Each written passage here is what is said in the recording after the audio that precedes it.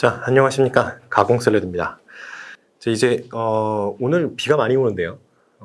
제 생각에는 저는 이런 날을 굉장히 좋아합니다. 비 오는 날. 제 생각에는 저는 아마 전생에 이끼나 곰팡이 뭐 이런 게 아니었을까 싶어요. 이게 비가 오는 날이 좋고 햇볕이 쨍쨍 내려지는 날이 싫은지 모르겠어요. 아무튼 뭐 그런 것 같습니다. 그래서 이렇게 태풍이 올라오고 있는 이 시점에서 여러분이 하셔야 되는 거는 태풍의 피해를 받지 않고 집안에서 아니면 카페에서 조용히 앉아서 책을 보는 일이겠죠. 자, 그렇게 해야 여러분이 합격하실 수가 있습니다. 자, 그러면 오늘은 9회입니다. 9회. 9회 모의고사 해설을 시작하도록 하겠어요. 자, 일단 여러분, 오늘 문제가 이제 교육행정이 이제 본격적으로 좀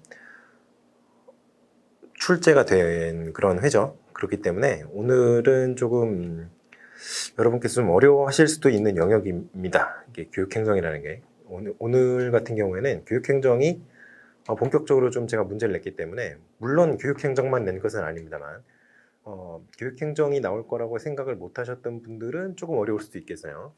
하지만 뭐 내용 자체가 어렵지는 않다. 자, 그런 의미에서 구회를 한번 시작해 보도록 하겠습니다. 자, 그러면 우리 문제를 같이 보고 오실까요? 자, A중학교 교장 선생님이 계세요. 교장 선생님이 초임 교사들을 상대로 특강을 진행을 하셨는데요. 그 특강에서 여러 좋은 말씀을 해주고 계세요. 어떤 얘기를 해주고 있느냐. 제일 첫 번째는 교직관에 대한 얘기를 하고 있어요. 어떤 교사가 되고 싶은가, 어떤 교사가 되어야 하는가, 이거에 대한 교장 선생님의 생각을 이제 초임 교사들한테 얘기를 하고 있죠. 두 번째 거는 어떤 얘기를 하고 있나요? 그렇죠. 교수 설계 모형에 대해서 얘기를 하고 있습니다. 일단 교사가 이제 어떤 목적을 가지고 교수 학습을 하느냐, 여러 가지가 있죠. 교사의 업무는 아이들을 가르치는 데만 있는 게 아니기 때문에 여러 가지 임무가 있는데, 그 중에서도 그래도 교사라는 직업이 가지고 있는 어떤 그 의미, 이거를 생각을 해봤을 때 가르치는 스승님이라는 뜻이잖아요. 그렇기 때문에 교사의 임무는 여러 가지가 있습니다만, 그 중에 가장 주가 되고 가장 1차적인 목표는 바로 아이들을 교육하는 것이죠. 그렇기 때문에 교수학습 계획이라든가 이런 것들은 아주 중요합니다. 교사한테. 여러분 뭐 다 잘 알고 계실 거예요. 자, 세 번째. 그러면 아이들을 가르치기만 하면 끝나느냐? 아니죠. 왜냐하면 교사가 가르치는데 이제 1차적인 목적을 두고 있다고 그랬어요. 그런데 교사가 단지 가르치기만 하는 사람이라면 선생님이라고 부르지 않고 강사라고 부를 거예요. 그렇죠. 저도 강사죠. 왜냐하면 저를 강사라고 부를 수 있는 이유가 뭐예요? 저는 여러분들의 어떤 전인적인 여러분들을 어떤 전인으로 만들기 위한 교육을 하는 게 아니죠. 저는 여러분들을 굉장히 목적지향적으로 임용고시의 합격이라는 목적을 달성하기 위한 어떤 지식을 전달하는 사람이지, 여러분들을 전인으로 완성시키기 위한 교육을 하는 사람이 아니에요. 그렇기 때문에 강사라고 하는 겁니다. 자, 그런데 우리는 이제 되고 싶은 것이 선생님이 되고 싶은 거잖아요. 강사가 되고 싶은 게 아니라. 그러면 강사랑 선생님의 차이가 어디서 나오느냐? 전인 교육을 하느냐 안 하느냐 차이가 바로 그 가장 큰 차이예요. 그러면 여러분이 아이들의 특성에 대한 이해도 필요하겠죠. 근데 그 특성이 아이들의 어떤 인지적인 능력이라든가 그 패턴, 학습 패턴이라든가 이런 거에만 관심을 갖는 게 아니라, 아이들이 어떤 생각을 하고 지내는지, 아이들이 발달하는 과정에서 어떠한 시기들을 거치는지. 예를 들어 우리 같은 경우 이제 사춘기를 질풍노도의 시기라고 얘기를 하잖아요. 그러한 시기는 누구나 다 경험을 한단 말이죠. 그러한 아이들의 특성, 발달적인 특성에 대한 이해라든가, 그리고 그러한 과정에서 나타나는 아이들의 어떤 공통적인 특성 같은 것들이 있을 수 있어요. 그렇죠. 그런 거에 대한 이해도 이제 선생님이라면 필요하다. 자, 그러면 맨 마지막 문제, 4번 문제. 이거는 어떤 문제냐? 여러분이 학교에 가서 학교의 조직원으로서 이제 생활을 시작을 한다고 해봅시다. 그러면 여러분은 교육을 하는 교육자로서의 어떤 임무도 있지만, 한편으로는 또 행정 업무를 처리해야 되는 어떤 관료제적인 조직 내부의 일원으로서 기능하기도 합니다. 여러 가지가 있어요. 예를 들어서 뭐 데이터 취합 같은 거를 해야 되는 것들 뭐 많지는 않습니다만, 예를 들어 뭐 저소득 계층 그러니까 예를 들어 이제 급식비 지원이라든가, 지금 이제 서울시 같은 경우에는 전부 다 하고 있는데, 예전에는 그런 것도 했었어요. 소득 수준에 따라서 이제 급식비를 지원을 해주고 안 해주고 막 이런 게 있었거든요. 그런 데이터를 좀 취합을 하고, 이게 굉장히 좋은 취지잖아요. 사실 좀 집에 이제 경제적으로 어려운 아이들을 대상으로 해서 급식비를 지원해 주는 거 굉장히 좋은 그런 취지죠. 왜냐면 아이들을 굶길 수는 없잖아요. 뭐 그런 여러 가지 뭐 정보라든가 이런 거를 좀 취합을 해서 보고를 해야 되는 거, 이런 거는 교육의 업무가 아니라 행정적인 업무죠. 그런 행정적인 업무도 여러분들이 처리를 하셔야 되기 때문에, 여러분이 이제 학교에 실제로 가시면 크게 업무가 성격이 두 가지로 나뉩니다. 하나는 교육과 관련된 제반 업무, 교육 자료를 만든다든가, 뭐 사실은 교육 자료 같은 경우 요즘에는 다 출판사에서 다 만들어 줍니다만, 아무튼 그 교육 자료를 또 활용할 수 있는 여러 가지 이제 부자료들이 있잖아요. 서브 노트라고 할 수 있죠. 그런 자료도 만드셔야 되고, 그렇죠. 그런 여러 가지 제반 업무를 하시는 게 하나가 있고요.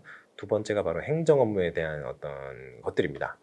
그렇게 이제 생각을 하시면 되겠어요. 그래서 이런 것들을 머리에 넣으시고 뭘 쓰셔야 되는지 이제 분석을 하셨어야겠죠. 그래서 그 분석을 토대로 해서 교수 설계, 교직관, 이거 바뀌었네요. 교직관이 먼저 와야 되는데, 교직관, 교수 설계, 학습자에 대한 이해, 그리고 학교 조직에 대한 이해, 이 네 가지가 교사에게 요구되는 실제적 능력이라는 주제, 그 큰 주제 안에 묶여서 하나의 논술을 구성하고 있어야겠습니다.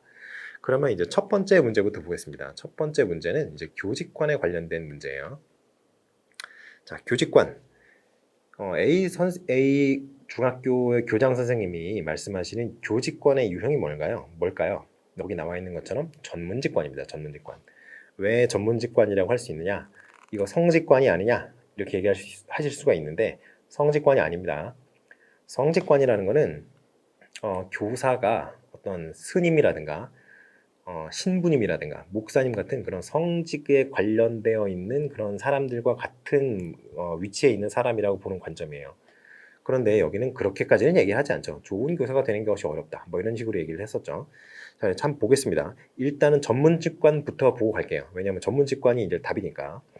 전문직관은 성직관과 노동직관을 변증법적으로 제가 잘못 만들었네요. 변증법적으로 통합한 교직관이라고 생각하시면 되겠습니다. 그러다 보니 이거 변증법적으로 통합했다 그랬잖아요. 그러면 정반 합의 어떤 안티테이즈 이런 게 나와야 된단 말이에요. 그러면 그 전에 갖고 있는 성직관의 특성, 노동직관의 특성, 이 둘 다 어느 정도 나타나야겠죠. 그런데 그게 합쳐져서 어떻게 변화한 것이 전문직관일 거 아니에요. 그래서 이 두 가지의 특성이 어느 정도 전문직관에는 녹아들어 있다. 물론 다 들어있는 건 아니에요. 변증법적이라고 그랬잖아요. 그냥 단순히 합했으면 통합했다 그랬겠지. 근데 통합했다 그런 게 아니라 변증법적으로 통합했다 그랬잖아요. 그렇기 때문에 이거는 성직관의 특성과 노동직관의 특성이 어느 정도씩은 섞여 들어 있지만 완전히 같은 건 아니다. 이렇게 이해를 하셔야겠습니다. 자, 일단은 근거를 교장 선생님의 발언에서 한번 찾아봅시다. 첫 번째는 사명감 없는 교사는 좋은 교사가 되기 어렵다라고 말씀을 하고 계세요. 그렇죠. 이게 바로 이제 성직관의 특성과 어떻게 관계가 되겠습니다. 왜냐하면 성직관이라는 거는 그 성직에 계신 분들의 특성이 뭐예요? 신과 인간이 교통할 수 있게 그렇게 해주는 것이 이제 기독교에서 얘기하는 성직이고, 불교는 뭐예요? 불교 같은 경우, 스님 같은 경우는 뭐예요?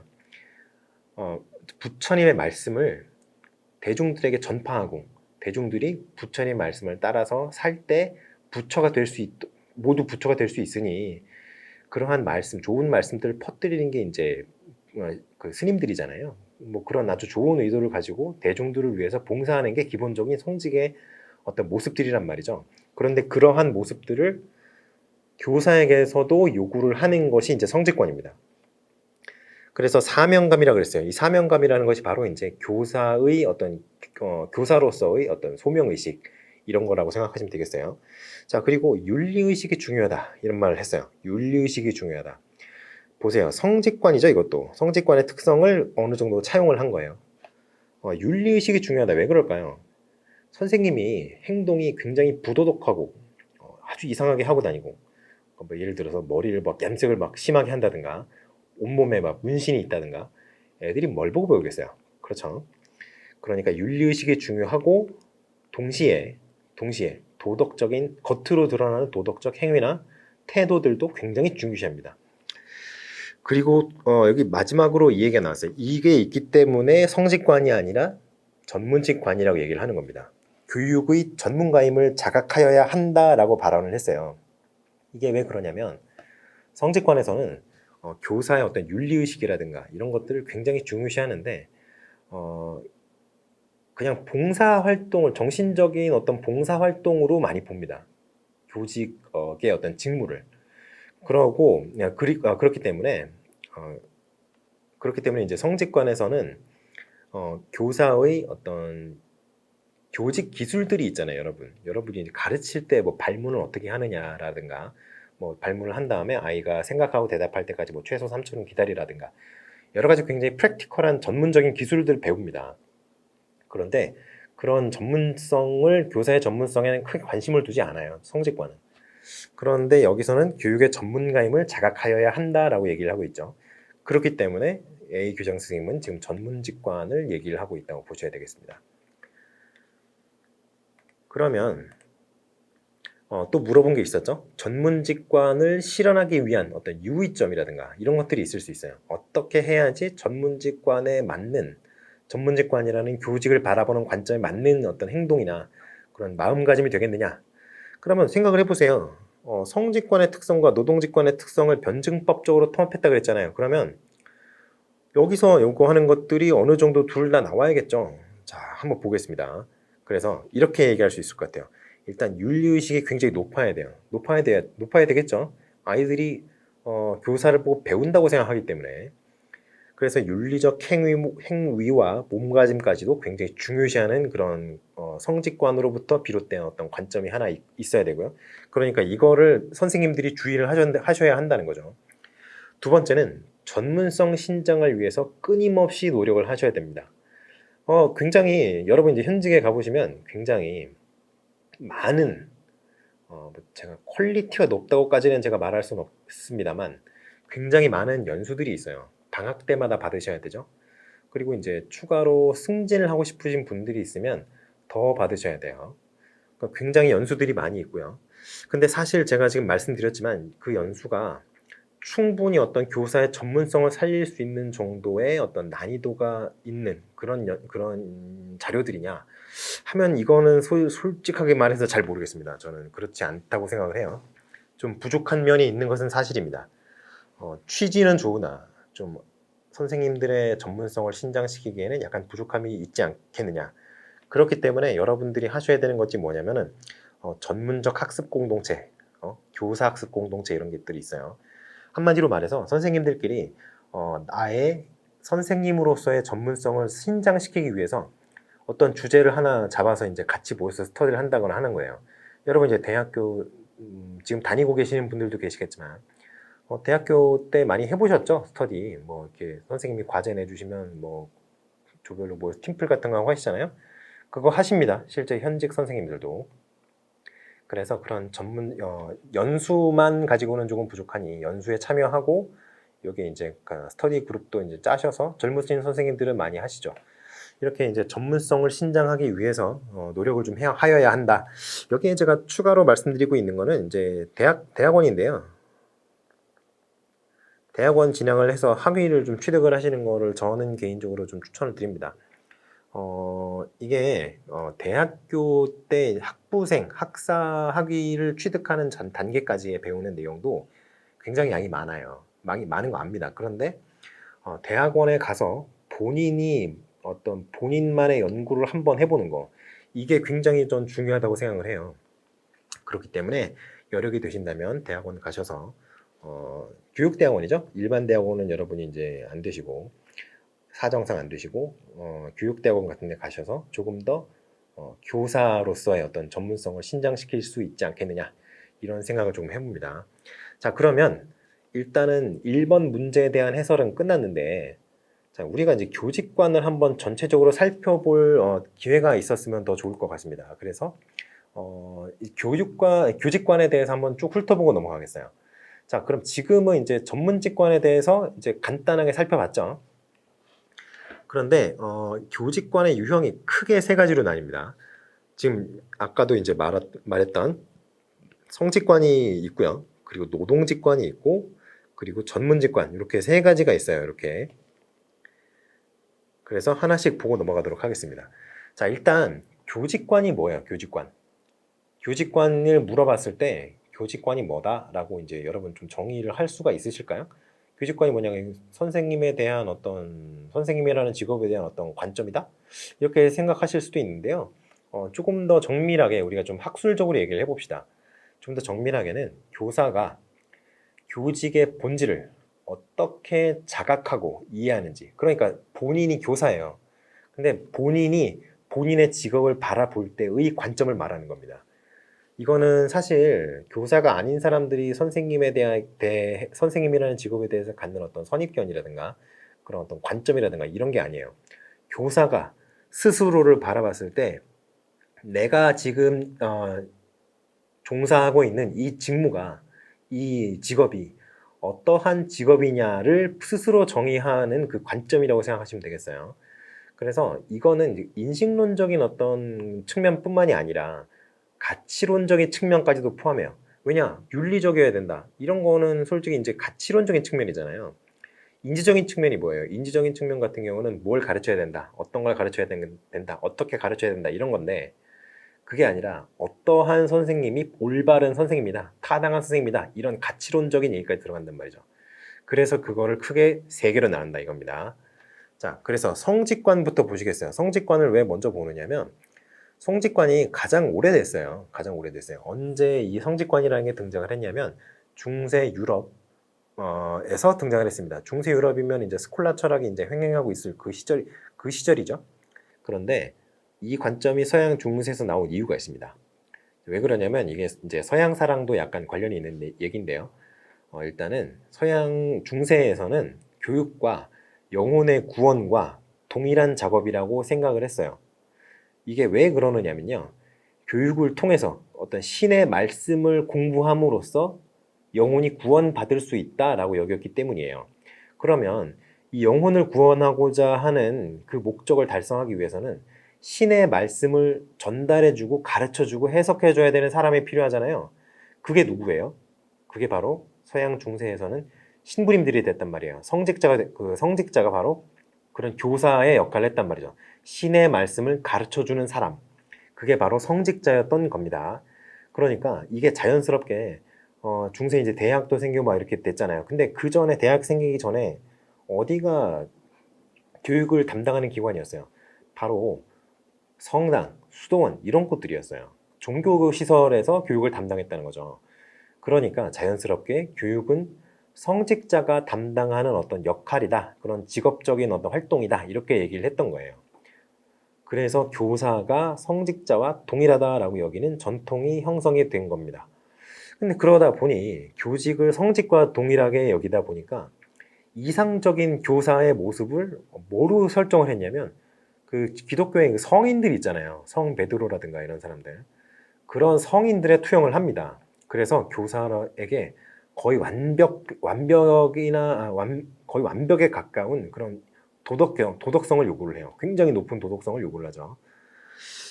그럴 수밖에 없어요. 왜냐하면 인간과 인격을 다루는 직업이잖아요. 교직이라는 게. 아주 숭고한 가치를 지니는 거죠. 왜냐하면 영혼을 구원하는 작업과 동일한 그런 작업이니까 굉장히 숭고한 작업이죠. 그래서 이제 성인의 모습을 교사들이 갖춰야 된다고 여기고요. 그러다 보니 교사는 학생의 모범이 되어야 되고, 그렇죠? 그리고 교사가 그러한 모습을 취함으로써 학생들을 감화할 수 있다라고 생각하는 게 성직관이라는 거예요. 자, 그래서 전통적으로 이제 학교가 이제 예전에는 종교 시설이었다고 했잖아요. 그러다 보니까 전통적인 학교관, 그러니까 전통적으로는 서양 유럽에서는 어땠어요? 배우는 곳은 이제 종교 시설이잖아요. 그렇기 때문에 학문과 교육을 굉장히 동일시하는 경향이 강했습니다. 왜냐하면 전통적인 학교는 종교 시설이고 종교 시설에서는 하느님의 말씀을 가르치는 곳이니까. 그래서 학문이 교육과를 어떻게 보면 동일시되는 그런 좀 경향이 있었습니다. 왜냐, 그 종교 시설들에서 그 여러분 이제 르네상스 시기 오기 전에 종교 개혁기 이전의 서양 중세를 보시면 수도원에서 어떤 역할을 해요? 그 수많은 고전들의 필사본이 존재하던 곳이 수도원이죠. 그렇죠. 그러니까 학문과 교육이 동일시 될 수밖에 없는 그런 환경적인 여건이 되는 겁니다. 자, 그래서 요러한 또 굉장히 멋들어진 소리를 하는데요. 이게 한계가 있어요, 한계가. 항상 모든 것은 한계가 있죠. 자, 어떤 게 일단 한계냐? 아까 제가 말씀드렸던 것 중에 성직관은 교사의 교직 기술, 전문적인 어떤 교직 기술을 좀 경시합니다. 그러니까 그 가르치는 기술이 크게 중요시되지 않는다는 거예요. 뭐 그게 이제 어쩔 수 없는 그 시대적인 한계도 있습니다만 아무튼 별로 그 가르치는 기술에 크게 이제 고려를 한 적이 없어요. 성직관 같은 경우에는. 그리고 두 번째가 교사의 어떤 이상적인 교사의 모습을 성인에 투영했다 그랬잖아요. 그러면 우리는 성인이 아니죠. 우리는 별로 성스럽지 않아요.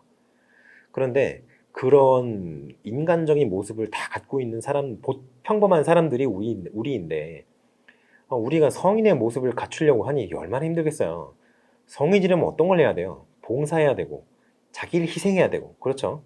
그리고 평생 노력을 해야 되죠. 그런 것들. 그리고 그런 어렵고 힘들고 귀찮고 짜증나는 일을 하면서도 항상 즐거워야 되고 그런 작업들이 이게 사람이 아닌 거예요. 그러니까 성인이라고 하죠. 여러 가지 자신의 욕구들을 억누르고 그렇죠. 이상적인 교사로서의 모습을 갖춰야 되고 그리고 그러한 불합리하고 굉장히 힘든 현실을 감내하면서도 교사로서의 업무에 굉장히 충실해야 됩니다. 쉽지 않죠. 말로만 들어도 갑갑하죠. 그런 한계가 있습니다. 자, 그러면 성직관에 대해서 이 정도로 알아봤고요. 노동직관은 어떤 관점인지 한번 짚고 넘어가 봅시다. 자, 그러면 노동직관에 대해서 얘기를 해보겠어요. 노동직관은 어떤 거냐 하면은 아까 그 성직관과는 분위기가 완전히 180도 완전히 다릅니다. 그래서 노동직관 같은 경우에는 교사의 어떤 성스러운 뭐 이런 거 전혀 뭐 그런 거 없다라고 생각을 하고요. 그냥 교사도 학교라는 직장에 고용이 돼가지고 뭐 대체로 정신적인 활동을 하지만 뭐 가끔 이제 뭐 육체적인 활동도 하죠. 뭐 체육대회라든가 뭐 합니다만 그러나 아무튼 대부분이 이제 정신적인 노동을 제공을 하게 되죠. 왜냐하면 이제 가르친다는 게 굉장히 고도의 사고력을 요구하는 작업이잖아요. 그래서 교사는 그냥 뭐 다른 일반 노동자들이랑 별다를 거 없이 학교라는 직장에 고용되어 있고 주로 제공하는 노동력이 정신적인 노동이다. 그래서 그러한 일을 함으로써 노동력을 제공하고 그 제공한 노동력에 대한 대가로서 보수를 받아서 생계를 유지하는 자다. 이렇게 보는 것이 이제 노동직관입니다. 굉장히 이제 교사의 어떤 성스러운 모습이라든가 이제 저는 이거를 좀 동의를 할 수가 없는데 아무튼 이 사람들은 이렇게 생각을 합니다. 사실은 현직에 계신 선생님들을 보면은 굉장히 어린 나이의 어떤 치기일 수도 있겠습니다만 젊으신 분들 같은 경우에는 아이들의 어떤 장래라든가 아이들을 어떤 전인으로서 키워내고 싶다는 그런 어떤 정말로 소명의식이 강하신 분들이 상당히 많이 있어요.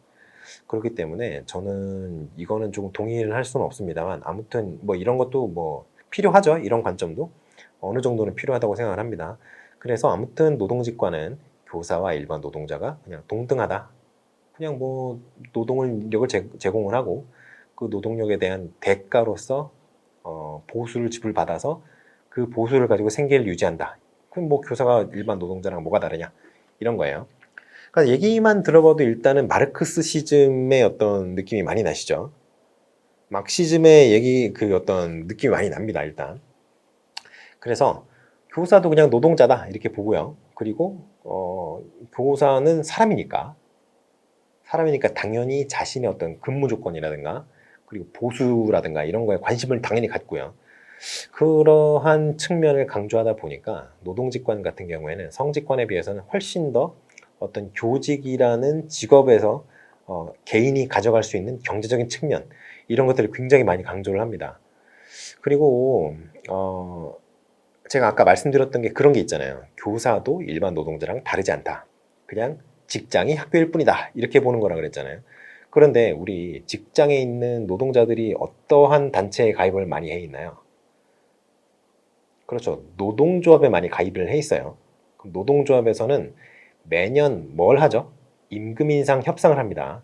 그리고 마음에 안 들면 뭘 하죠? 파업을 하죠. 그렇습니다. 교사도 그런 거 할 수 있다. 이렇게 얘기를 하는 거예요. 자, 그래서 일반 노동자랑 동일하게 교사도 파업할 수 있다. 동맹 파업 같은 거 할 수 있다. 극단적인 경우에는 뭐 단체 행동도 할 수 있다. 노동쟁의 이런 거 할 수 있다는 거죠.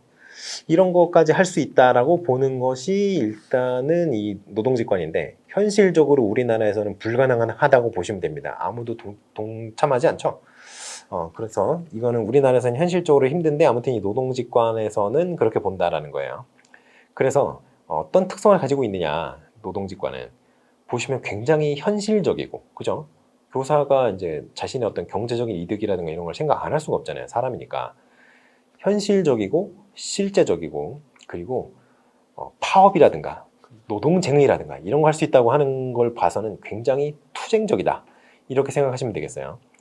그래서 교직이 갖는 어떤 교직에 대한 어떤 관점이 성직관에서 얘기했던 어떤 이상적인 차원의 얘기, 뭐 당위적인 차원의 그런 얘기가 아니에요. 이 사람들이 얘기하는 거는. 이 사람들은 교직에 대해서 굉장히 실제적이고 사실적으로 접근을 합니다. 근데 이 사람들 얘기가 나쁜 게 아니에요, 절대. 왜 그러냐? 이 사람들이 이런 주장을 하는 사람들이 많이 계셨기 때문에 교사의 처우가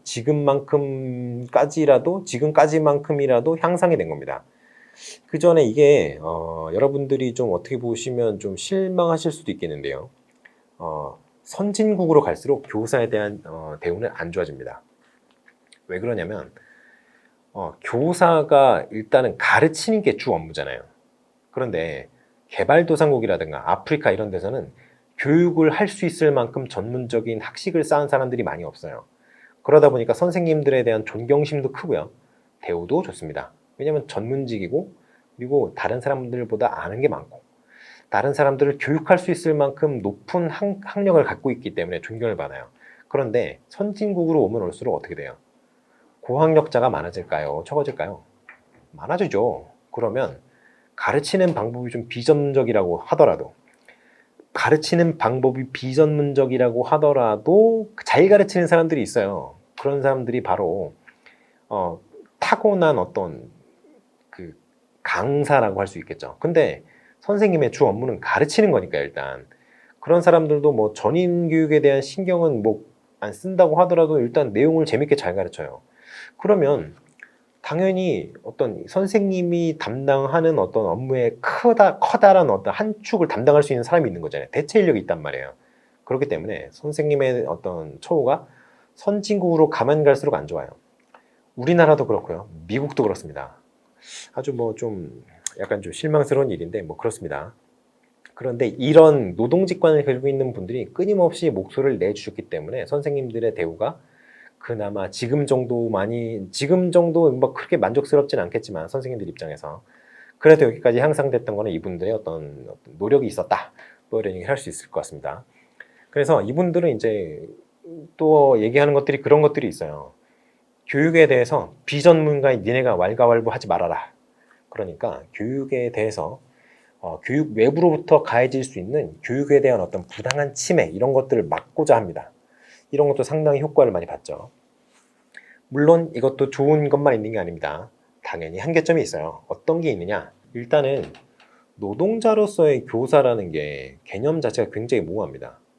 노동자로서의 교사가 왜 모호하다고 얘기를 하냐면요. 여기서는 이제 모호한 얘기밖에 안 했죠, 사실. 지금. 뭐 일반 노동자랑 근로자랑 똑같다라고 얘기를 하면서도 자기들이 뭐라 그래요? 전문성이 있다는 얘기를 하잖아요. 슬슬. 그거를 이제 전면으로 내세우지는 않습니다만 교사의 업무는 니네가 간섭할 수 있는 게 아니다라고 얘기를 하면서 내세우는 게 전문성이란 말이에요. 그러면 도대체 이 사람들이 주장하는 게 뭘 얘기하고 싶은 건가? 그냥 나한테 잘해줘라고 떼를 쓰는 건가? 이렇게 인상을 받을 수가 있어요. 그렇기 때문에 약간 이 사람들이 제시하는 개념 자체가 조금 모호한 점이 있습니다. 두 번째가 교직이 노동자랑 어떤 일반 노동자랑 같다라는 관점이 우리나라 국민 정서상 그게 맞나? 그 사회적인 합의가 이루어져 있는가? 이렇게 물어보신다면 저는 조금 힘들다고 생각을 합니다. 왜냐하면 우리나라에는 그런 말이 있었죠. 그 이제 중국에서 전래된 어구기는 합니다만 스승의 그림자도 밟지 않는다 그래요. 3장 밖에서, 그러니까 3m 밖에서 스승의 그림자도 밟지 않는다고 얘기할 정도로 스승에 대한 존경심이 유교의 어떤 영향을 받았기 때문에 그러한 게 아직도 남아 있어요. 그러면 그리고 제가 아까 말했잖아요. 그런 어떤 아이들을 전인으로 길러내고자 열심히 노력하시는 선생님들이 계신단 말이에요. 굉장히 많이 계신단 말이에요. 소명을 제가 갖고 있는 분들이 많단 말이죠. 그렇다면 그런 분들이 아예 없으면 사회적인 합의가 있을 수 있겠죠. 교사는 그냥 강사야. 가르치기만 하는 사람이야.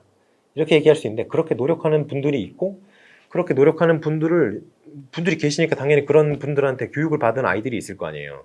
걔네들이 그 선생님들에 대해서 존경한다라고 인터넷 뭐 이런 데서 얘기를 하잖아요. 그러니 선생님이 그냥 일반 노동자랑 똑같다? 이거는 이제 사실 어떤 사회적인 합의가 이루어지기는 쉽지 않을 것 같습니다. 그러한 한계점이 있다는 거, 그거 좀 알아두셔야 될 것 같고요. 마지막이 이제 오늘 문제로 주어졌던 전문직관인데, 마지막으로 문제로 출제를 했던 전문직관인데, 이게 가장 마지막에 나온 어떤 교직관이에요. 그래서 이제 전문직관 같은 경우에 성직관과 노동직관을 변증법적으로 통합했다고 말씀드렸잖아요. 그래서 전문직관에서는 교사를 어떤 전문적 지식과 기술을 바탕으로 해서 어떤 정신적인 노동을 하고 봉사활동에 임하는 자라고 생각을 해요. 그렇게 얘기를 합니다. 그리고 교직을 국가나 사회가 인정하는 엄정한 어떤 과정을 거쳐서 자격을 갖춘 사람, 자격을 소유한 자에 한해서 종사할 수 있는 직업으로 봅니다. 그러니까 여러분들 생각을 해보세요. 여러분 졸업하실 때 2급 정교사 자격증 다 따시잖아요. 그렇죠? 그 자격이 없으면 임용고시 자체를 응시할 수가 없어요. 이게 국가에서 자격을 제한해 놓은 겁니다. 그런데 학원 강사는 어때요? 학원 강사는 전문대 이상만 졸업하면 다 할 수 있죠. 이래서 강사랑 교사랑 다르다는 겁니다. 어느 정도 이게 뭐 여러 가지 사람을 이제 어떤 자격을 평가하는 거는 여러 가지 종류가 있겠습니다만 일단 국가에서 이 정도의 교육을 받지 않으면 선생님으로서의 자격 자체를 인정할 수 없다라고 하는 게 굉장히 커요. 그래서 여러분들 보시면 4대 이제 졸업을 하시는 분들 이제 교육대학원 같은 경우는 약간 다릅니다만 이제 왜냐하면 학사를 이제 일반 다른 대학교에서 다른 과에서 이제 받으셨으니까. 근데 사범대학교 1학년 때 딱 입학했을 때 보면은요, 좀 양아치스러운 그런 느낌을 내는 사람들이 있습니다. 그런데 4년 동안 사범대에서 교육에 관련된 수업을 듣고 졸업을 하면 이 사람들이 굉장히 선생님처럼 모습이 변해 있어요. 이렇게 교육의 힘이 무섭습니다. 4년간 똑같은 얘기를 듣고 생각을 해보세요. 여러분들 그런 경험 많이 있을 거예요. 4년간 아이들을 어떻게 교육을 해야 되느냐, 이거를 듣고 졸업을 했는데 사람이 안 바뀔 리가 있겠습니까? 물론 뭐 예외적인 케이스들은 있습니다만 그래도 많이 이제 사람이 돼서 졸업을 한다, 이렇게 얘기를 할 수 있을 것 같습니다. 그래서 우리 교육기본법에서도 교직을 전문직으로 규정을 하고 있어요. 교육기본법 14조가 있는데요. 그 14조가 교원이라고 하는 그 항목입니다. 그래서 잠깐 찾아보면 교원은 교육자로서 갖추어야 할 품성과 자질을 향상시키기 위하여 노력하여야 한다. 이거는 이제 성직관에 관련된 그런 내용이죠. 그런데 쭉쭉쭉쭉 나가서 교원은 교육자로서 지녀야 할 윤리의식을 확립하고 이를 바탕으로 학생의 학습 윤리를 지도하고 지식을 습득하게 하며 학생 개개인의 적성을 개발할 수 있도록 노력하여야 한다, 이런 얘기를 해요. 근데 학생 개개인의 적성을 개발할 수 있도록 노력하라는 게 뭐예요? 이게 바로 교사의 어떤 교직에 대한 전문성, 이걸 신장을 하여야 한다라는 얘기예요. 이게 유네스코에서도 동일한 얘기를 합니다. 그래서 세계 각국에서의 어떤 교원의 지위와 관련해서 교사를 전문직이다라고 확실하게 규정을 해놓고 있어요. 6항에서. 그래서 이게 교원의 지위에 관한 권고라는 권고문이 있습니다. 이 권고문에서 교직을 전문직으로 딱 규정을 해요. 이게 이게 발표된 지 한 70년, 50년, 60년, 70년 됐어요. 발표된 지가. 그렇게 옛날부터 교사를 전문직으로 규정을 하고 있다는 겁니다.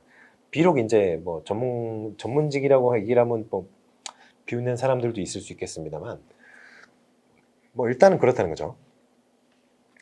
자, 그래서 이 전문직관 같은 경우에는 우리가 굉장히 오랜 기간 동안 사범대학교에서 수업을 들으면서 전문적인 훈련을 받잖아요. 마이크로 티칭도 하시고요.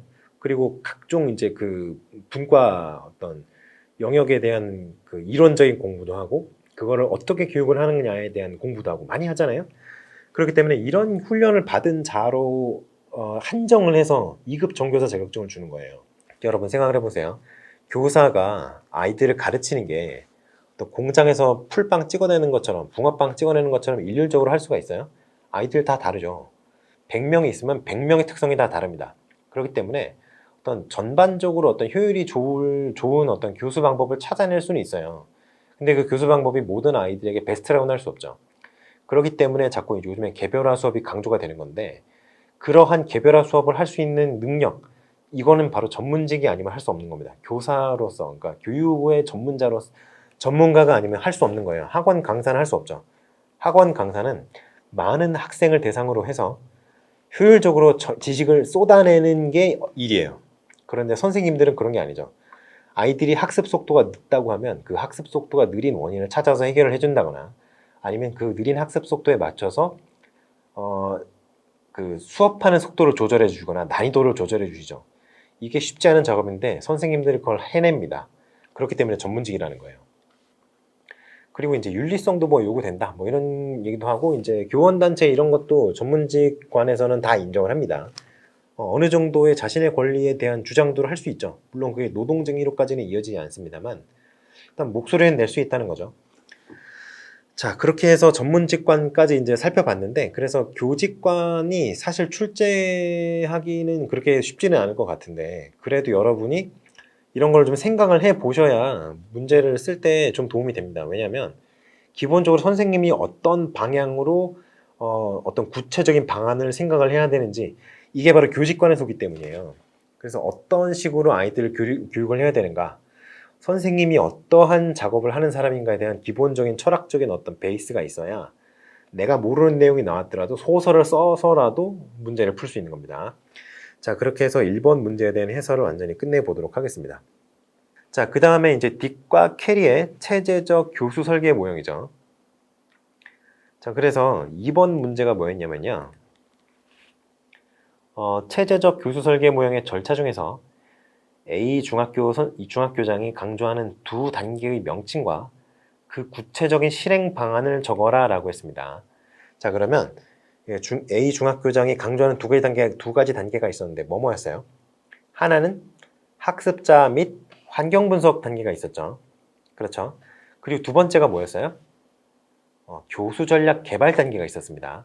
그런데 일단 학습자 및 환경 분석 이 단계까지는 잘 찾으셨을 거라고 생각을 해요. 왜냐면 뭐 다른 거 고를 게 없으니까. 그런데 6번 단계, 교수 전략 개발 단계를 안 쓰고 수업 프로그램 수정 단계, 9번 단계로 착각하셔서 쓰셨을 수 있어요. 이해합니다. 이해해요. 하지만 6번과 9번이 굉장히 비슷하게 보일 수 있는데요. 사람에 따라서 아주 큰 차이가 있습니다. 아주 큰 차이가 있어요. 어떤 게 큰 차이냐면 6번의 교수 전략 단계는 수업이 실제로 시작하기 전에 완료가 되는 단계예요. 그런데 9번의 수업 프로그램 수정 단계는 수업을 다 끝내고 형성평가도 다 끝내고 그 평가를 가지고, 그 평가의 결과를 가지고 수업을 수정하는 단계입니다. 그러니까 여기 A 중학교장 선생님은 뭐라고 했어요? 실제 수업을 하기 전에 교과부장 선생님이나 수석교사와 함께 선생님들이 개발하신 교수학습 계획의 교수학습 커리큘럼에 개선할 점이 있는지 없는지 살펴봐라, 이런 얘기를 했잖아요. 그러니까 이 교장 선생님이 뭐라 그랬어요? 수업하기 전에 하라 그랬잖아요. 그렇기 때문에 교수 전략 개발 단계인 거예요. 자, 아무튼 일단 학습자 및 환경 분석 단계가 왜 학습자 및 환경 분석 단계가 답인지 한번 살펴볼게요. 일단은 학습자 및 환경 분석 단계가 뭘 하는 단계예요? 학습자에 대한 분석, 그리고 환경에 대한 분석을 하는 단계죠. 그러면 이게 정확하게는 어떤 단계냐? 바로 교수 목표와 관련해서 학습자가 이미 갖추고 있어야 할 능력이나 기능. 이게 뭐예요? 선수학습 수준이죠. 선수학습 수준을 확인하는 단계입니다. 여기서 교장 선생님이 이런 말을 해요. 나는 여러분이 특히 학생들의 선수학습 능력이나 교수학습 상황 등을 생각해 보았으면 합니다. 그렇죠? 교수학습 상황 등을 생각. 이게 환경 분석이잖아요. 교수학습 상황. 그죠? 그래서 이거 외에 다른 거를 고르면 점수를 드릴 수가 없죠. 그리고 교수 전략 개발은 제가 아까 말씀드렸다시피 교수 학습이 실제로 이루어지기 전에, 실제로 적용되기 전에 수행되는 단계고요. 그리고 교수 전략 개발 단계가 어떤 거를 하는 단계냐? 바로 이런 거를 하는 단계입니다. 교수 프로그램의 최종적 목표 달성을 위해서 이용하고자 하는 전략들이 뭔가 있을 거예요. 그죠? 선생님들마다 다 다르겠습니다만. 그래서 이런 전략이 뭔지를 결정하는 과정입니다. 그 전략에 뭐가 있다고요? 이런 게 있어요. 교수전 활동. 그러니까 아이스 브레이킹용으로 주는 여러 가지 이제 액티비티 같은 것들이 있죠. 그 교수전 활동이 있고요. 그리고 정보를 제시하는 전략. 이것도 여러 가지가 있을 수 있죠. 그리고 연습 및 피드백. 이게 바로 연습 문제. 학습지 요즘 많이 주잖아요. 그 학습지를 주고 학습지를 아이들이 가지고 오면 거기에 대해서 어떻게 피드백을 해줄 것인가. 이거에 대한 어떤 전략을 결정하는 과정이 바로 교수 전략 개발 단계입니다. 제가 아까도 말씀드렸지만 이거는 수업 전에 이루어져야 되는 단계고요. 이게 끝나고 나서 실제로 가르치는 단계로 들어가죠. 쭉 가르칩니다. 그러면 아이들이 가르침을 어떻게 이해를 했는지 우리 확인을 해봐야 될 거 아니에요. 그래서 형성평가를 실시를 하게 돼요. 그리고 형성평가의 결과를 가지고 다시 수업을 교정하는 단계. 그게 바로 9번째 나오는 수업 프로그램 수정 단계입니다. 근데 수업 프로그램 수정 단계가 이 딕과 캐리의 체제적 교수 설계 모형사의 특징이 뭐냐면 어느 단계로든 갈 수 있어요. 그래서 여기 이제 제가 이렇게 실어놨어요. 이렇게 되어 있는 모델이 이제 딕과 캐리의 체제적 교수 설계 모형입니다. 그러면 일단은 여기 나오는 학습자 및 환경 분석 요게 하나 답이었고요. 그리고 교수 전략 개발 또는 교수 전략 수립 단계라고 하셔도 됩니다. 그래서 이 두 가지 단계가 A 교장 선생님이 이제 A 중학교 교장 선생님이 말씀하신 내용인데 다른 것들은 어떤 단계인지 짤막짤막하게 한번 보고 넘어가 보도록 하겠습니다. 자, 그래서 일단은 A 중학교 교장 선생님이 강조하는 두 가지 단계가 학습자 및 환경 분석 단계 그리고 교수 전략 개발 단계라는 것까지는 알았어요. 그런데 제가 더 요구를 했던 것이 있었죠. 각 단계의 구체적인 실행 방안을 요구를 했습니다. 그래서 일단 학습자 및 환경 분석 단계에서 어떻게 구체적인 방법을 쓸 수 있는가 이걸 물어봤어요. 자, 일단은 학습자 및 환경 분석 단계에서는 뭘 합니까? 자, 일단 출발점 행동을 분석을 하죠. 출발점 행동. 출발점 행동이 뭐예요? 출발점 행동이라는 게 어떤 특정한 단위의 학습 활동을 수행하기 위해서, 그러니까 뭔가 공부를 할 거예요. 그 학습 주제가 있는데 그 학습 주제를 알려면 먼저 알고 있어야 되는 성취 수준을 출발점 행동이라고 합니다. 예를 들어서 제가 자주 드는 예인데요. 곱셈을 알기 위해서는 먼저 덧셈을 알고 있어야 돼요. 그래야 논리적으로 곱셈을 이해할 수 있습니다. 그러면 곱셈을 배우기 전에 알아야 하는 출발점 행동이 뭐예요? 덧셈이 되겠죠. 그런 게 이제 출발점 행동이라고 합니다. 엔터링 비헤이비어라고 해요. 자, 그래서 학습자 및 환경 분석에서는 이 출발점 행동에 대한 분석을 하고요. 그리고 학습자의 어떤 일반적인 특성도 분석을 합니다. 그리고 수업 환경도 분석해요. 환경 분석이라고 했잖아요. 그러니까 수업 환경도 분석을 하죠. 그러면 이런 것들을 할 수 있는 어떤 평가가 뭐가 있을까요? 여러분 잘 아시는데 진단평가가 있습니다. 진단평가를 실시하면 학습자 및 환경 분석을 할 수가 있어요. 진단평가에서는 아이들의 선수학습 수준만 파악하는 것이 아니죠. 아이들의 일반적인 특성도 파악할 수 있습니다. 학습 수준뿐만이 아니라 어떤 지능이라든가 동기 수준이라든가 뭐 인지의 어떤 유형이라든가 그리고 뭐 아이들의 성격적인 측면이죠. 그런 것들도 파악이 가능해요. 그렇기 때문에 진단 평가를 하시는 게 좋겠다. 두 번째, 교수 전략 개발 단계, 여섯 번째 단계죠. 이거는 여러 가지가 있는데 뭐 일단 수업 전 활동이 뭐가 주어져야 되느냐. 그렇죠. 이 프리태스크라고 하는데요. 와일 태스크, 프리태스크, 와일 태스크, 애프터 태스크 이렇게 해서 세 단계를 크게 나누면 그 프리태스크에 들어가는 것이 이제 이 수업 전 활동이라는 겁니다. 또 여기서 하는 것들이 수업에 관련된 정보를 이제 제시하는 활동을 하죠. 그리고 학습자 참여를 어떻게 구성할 것인가, 학습자의 참여를 어떻게 구현할 것인가에 대한 연구도 합니다. 그리고 시험과 검사를 어떻게 계획을 해요. 그리고 추수 활동이라고도 하고 추후 활동이라고도 하는데 교정 활동이라든가 보충학습이나 심화학습, 뭐 속진학습 이런 것들에 대한 전략을 이 교수 전략 개발 단계 또는 교수 전략 수립 단계에서 수행을 하는 거예요. 이거는 구체적인 활동을 그냥 아무거나 쓰시면 됩니다. 이 관련된 것들. 예를 들어서 이제 교수의 계열이나 교수 단위, 어떤 예시를 사용할 것인지에 대한 계획을 수립한다. 이런 식으로 쓰시면 되고요. 뭐 연습의 기회를 제공하기 위해서 어떤 유형의 문제를 준다. 학습지를 제공한다든가 이런 것들이 이제 교수 전략 개발 단계에 들어가는 거예요. 어떤 학습지를 만들 것인가, 어떤 유형의 문제를 사용할 것인가, 그리고 포트폴리오 방법을 사용할 것인가 이런 것들을 결정하는 단계다라고 생각하시면 되겠습니다. 자, 그래서 구체적인 실행 방안까지 알아봤는데 우리가 이제 딕과 캐리의 체제적 교수 설계 모형, ISD 모형이라고 얘기를 하는데요. 이거를 안 보고 넘어갈 수가 없죠. 그래서 하나하나 자세하게는 볼 시간은 없고 각 단계에서 뭘 하느냐 정도는 한번 짚고 넘어가 보는 게 좋을 것 같아요. 자, 일단은 요구 사정 단계 또는 목표 분석 단계라고 하는데요. 이거부터 좀 보고 넘어가도록 하겠습니다.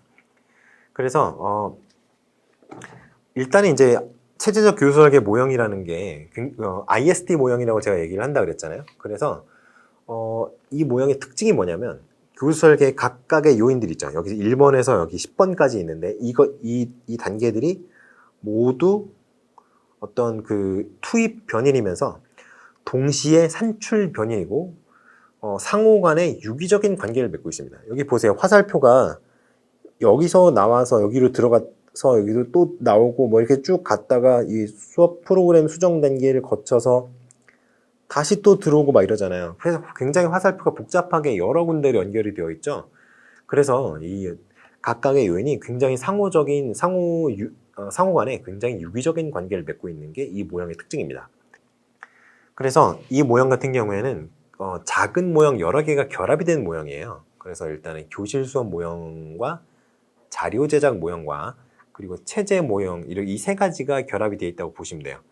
그래서 이 전체적인 어떤 틀을 딕이랑 캐리는 수업 체제 접근이라고 해서 ISA라고 얘기를 합니다. Instructional Systems Approach라 그래서 ISA라고 하고요. 이거를 모형으로 만든 것이 ISD 모형이에요. 자, 그래서 교실 수업 모형 같은 경우에는 이제 교사와 학생 그리고 또 뭐가 있어요? 교육 과정이 있죠. 교육 내용이 있단 말이에요. 그리고 어떤 교사, 선생님 교사 말고요. 학교 건물 얘기하는 거예요. 학교 건물. 그래서 이런 시설에 대한 고려가 이제 들어간 모형이 이제 교실 수업 모형입니다. 그래서 이거는 기존의 자료가 있다면, 기존의 교육 자료가 있다면 어떤 교육 자료를 기존의 교육 자료 중에서 어떤 자료를 선정을 하고 그 선정한 교육 자료를 어떻게 적용할 것인지에 대한 어떤 절차를 제시하는 것이 이제 교실 수업 모형이고요. 두 번째 이제 자료 제작 모형이라고 있어요. 이거는 굉장히 이제 교육 공학적인 어떤 고려가 들어가 있는 그런 모형이에요. 그래서 자료 제작 모형 같은 경우에는 교육 자료가 낱낱이 주어지는 게 아니고요. 어떠한 교육 과제가 있다, 교육 주제가 있다, 그런 것이 있다고 하면 그 교육 자료를 패키지 형태로 만들어서 그 주제를 학습하기 위해서 필요한 자료들을 여러 가지 중첩을 시켜서 패키지 형태로 만듭니다. 그렇게 해서 아이들에게 이제 교육 자료를 제공을 하는데 이러한 과정에 대한 절차를 제시하는 그런 모형이에요. 여러분이 자세한 것까지는 알 필요 없습니다. 그리고 체제 모형이라는 게 있습니다. 체제 모형, 시스템 모델이라고 하는데 이거는 아까 그 얘기했던 그 자료 제작 모형에서 얘기하는 그 교육 자료들이죠. 패키지화 되어 있는 그런 것처럼 교수 자료가 여러 가지가 동시에 통합되어 있는 그런 형태의 어떤 모형이에요. 그래서 교수 자료라든가 그리고 우리가 교육에 사용하는 장비가 있죠. 칠판이면 칠판, 빔 프로젝터면 빔 프로젝터, 뭐 터치 스크린이라고 하면 뭐 터치 스크린이라든가 이런 것들에 대한 어떤 활용 방안 그리고 그거를 어떻게 유지 관리를 할 것인가 뭐 이런 거에 대한 계획이라든가 그리고 이제 선생님들을 어떻게 양성할 것인가 어떻게 전문성을 더 신장시킬 것인가 이런 거에 대한 고려까지 전반적으로 아주 많은 것이 고려가 되어 있는 모델이 바로 체제 모형이에요. 근데 이 세 가지가 동시에 고려가 되어 있는 것이 바로 이 ISD 모형이다. 이렇게 생각하시면 되겠습니다. 자, 그래서 요구사정 또는 목표 분석 단계는 일단은 직무 분석 같은 거를 하는 단계가 이제 요구사정 단계예요. 어떠한 목표를 달성하고자 하느냐 이거를 분석하는 것이 바로 요구사정 단계인데 여기서 어떤 분석을 했으면 분석의 결과가 있을 거 아니에요. 그 분석 자료를 가지고 교수 목표를 설정합니다. 그래서 이 단계에서 이제 분석하는 거는 크게 5가지가 있어요. 일단 규범적 요구가 있어요. 현재 상황과 관련된 어떤 규범들이 있을 수 있어요. 뭐 이거는 어떤 것이 바람직하다, 어떤 것이 정상적이다. 이런 것들은 이제 사회가 어떤 합의하고 있는 규범 같은 것들이 있는데 그 규범에 맞는 것이 맞는가 이것이 이제 분석의 대상이 되는 거죠. 그리고 뭐 그 이후에 뭐 표출된 욕구라든가 감지된 욕구라든가 여러 가지가 있는데 이거 이렇게 자세하게까지는 여러분이 아실 필요는 없는 것 같아요. 그런데 일단 하는 것들이 여러 가지 요구에 대한 분석을 통합적으로 진행하는 단계다. 이렇게 아시면 될 것 같습니다.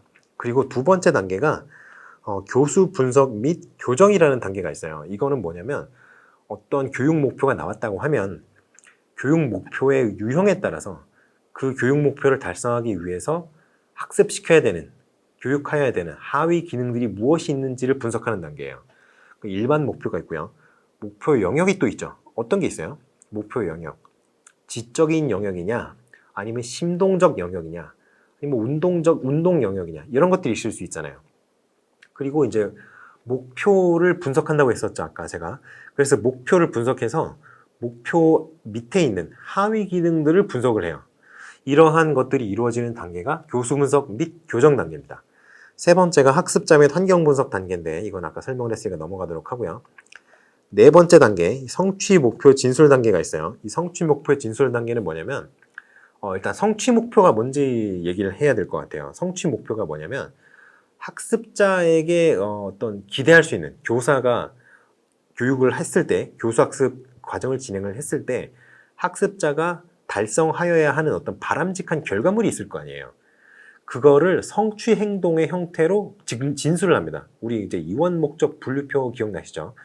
그런 것처럼 뭐 여러 가지 학자들이 주장한 어떤 성취 목표, 그 교육 목표를 진술하는 방법이 여러 가지가 있는데 그런 것들을 되게 굉장히 명세적으로 기술하는 단계가 이 성취 목표 진술하는 단계예요.